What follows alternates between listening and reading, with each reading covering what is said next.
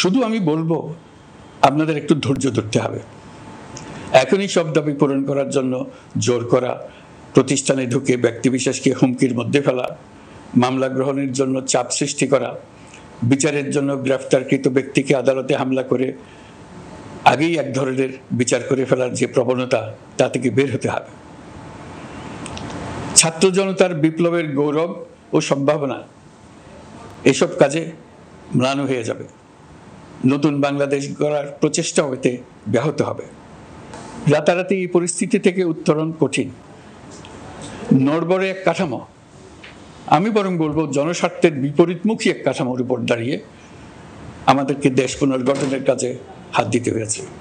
আমরা এখান থেকেই বাংলাদেশকে এমনভাবে করতে চাই যেন এদেশে জনগণই সত্যিকার অর্থে সকল ক্ষমতার উৎস হয়, বিশ্ব দরবারে একটি মানবিক ও কল্যাণকর রাষ্ট্র হিসেবে সমাদৃত হয়।